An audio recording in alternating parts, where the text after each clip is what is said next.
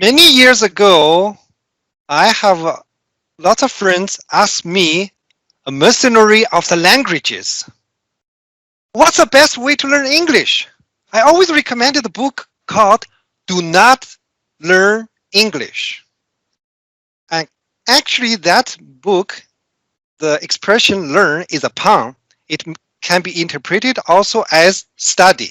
That means you study English language academically as a knowledge. But fellow Toastmasters, welcome guest. Today I'm not going to talk about that book. I'm going to talk seriously the reason you should not learn a new language. And recently I watched one YouTube channel, one guy give 7 reasons not to learn the new languages. I think that's interesting. I can reduce that 7 into 3 so to match my second speech objectives requested by my evaluator Caesar. So the first reason to not learn a new language is learning language is hard. It takes lots of efforts. It's not just you spend something you can do in the weekend. Think about you have to memorize the conjugation of the French verbs, the tense.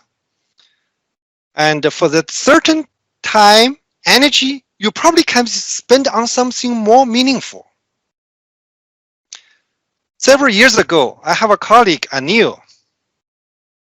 He changed his job position from NPI testing into the TAE, working with AJV.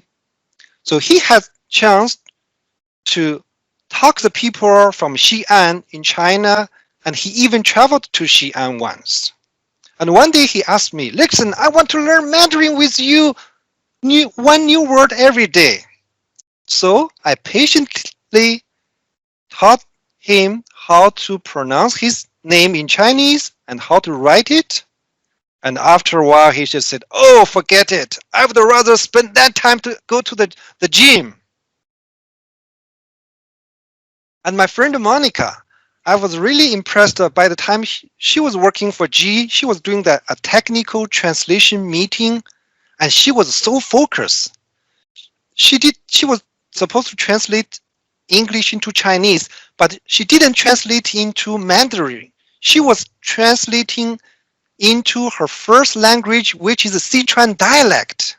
I could imagine that he was so laser focused on the content, he cannot make any mistake by challenging using another second language, Mandarin, which is not familiar to her, but I know she speaks good Mandarin. The second reason is you're not at language you have learning or you're speaking now. And this principle applies to you as a native speaker or your polyglot. In the Toastmaster clubs, we see many people using the English as a second language, but also the native speakers, like Michael. So that proved that even your native speaker, there's always growth points in your own language. About 10 years ago, I went with a group of people made from the meetup group to a Chinese temple at Leslie and Steele. In the temple, one guy, he picked a paper with some kind of fortune teller things and asked, who's good at Chinese? I just quickly answered, I'm a native speaker. Then he gave me the paper. I started to read. It was written in the old grammar style, traditional characters. Of course, I couldn't explain that very well. And now I have the second dilemma. And I have to decide when do I restart my Spanish. And last time I learned Spanish was in Spanish Center in downtown Toronto in year 2009 before my trip to Cuba. And now I have 10 reasons to restart my Spanish immediately. From the cleaning lady, Olga, whose office is just next to my training room, to my amigo Caesar, my friend Senor Gustavo, to the jefe, Joaquin, in Bilbao and many other amigas in Bilbao working together with me on the bridge project.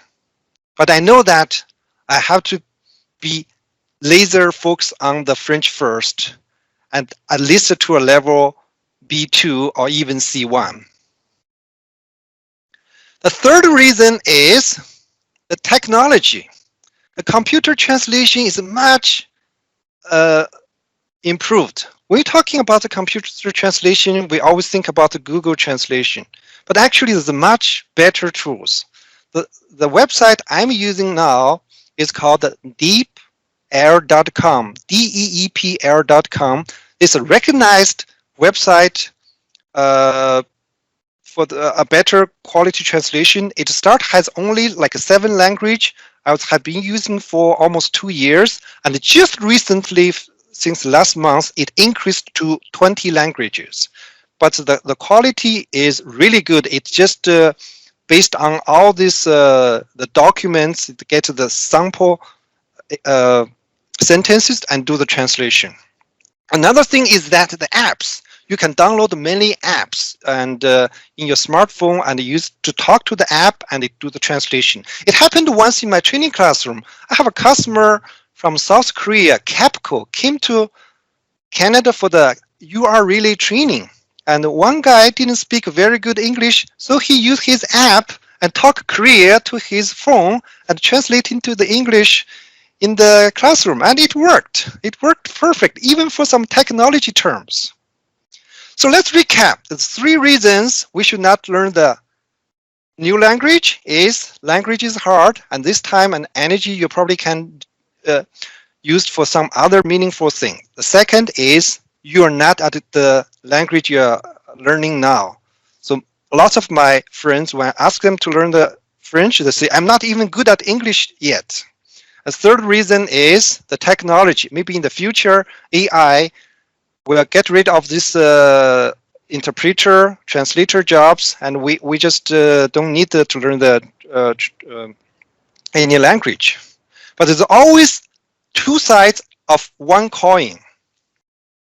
As a polyglot, I also know that the benefits of learning a language. But for this world, we need a different kind of champions.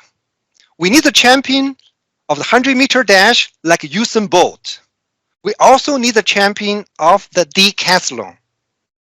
So make your own decision to learn a language or not, and you will be the champion of your life. Mr. Toastmaster.